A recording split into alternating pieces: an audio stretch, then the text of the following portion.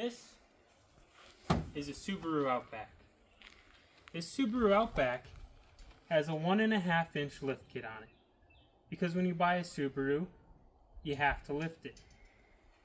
And today we're going to talk about almost a taboo concept here. We're going to talk about why lift kits are bad and what the problem with lifting your car can be. Before we get into it, I want to ask you guys, if you enjoy this video, please consider subscribing. We need subscribers to get paid for when you guys watch the ads you already have to watch. So let's get into it.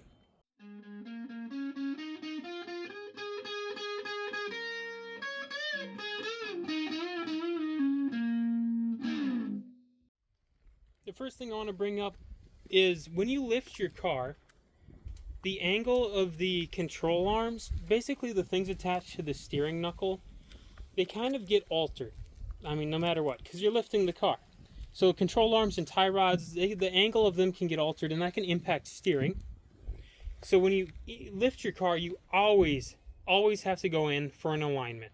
If you don't go in for an alignment, like relatively soon, I mean, it's not going to kill your car if you don't go immediately, but relatively soon, you're going to get uneven tire wear, messed up steering, it'll wobble at higher speeds, a whole host of problems associated with steering the car. It also changes the position of CV axles. This is actually a really common issue. People lift their cars and then they blow their CV axles. It basically just increases wear on the CV joint. It can kind of get stretched. Overall, it just stresses the CV axle, the joint inside them, and the differential too. Often you need to get extended CV axles. They do sell those for pretty much every car you would ever want to lift. For anything that's like moderate to tall, I would say like over 2 inches, you probably want to consider getting extended CV axles, or at least look into what other people have done to adjust for their lift. Forums online are actually really good for that, because there's a lot of people out there that lift their cars.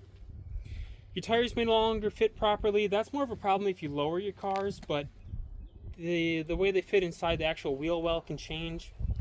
Also, the weight distribution of the car does change. Now, it changes more depending on how high you lift your car. In general, the theme is the more you lift your car, the more problems you have to try to avoid. Now, the weight distribution sometimes doesn't matter too much, but it can change ride quality at higher speeds and the way your car stops and steers, takes corners, that sort of thing. Nice thing about Subarus is because they have those flat 4 engines in them that sit nice and low, the center of gravity is naturally sitting a little bit lower than it normally would, and it doesn't throw things off too much.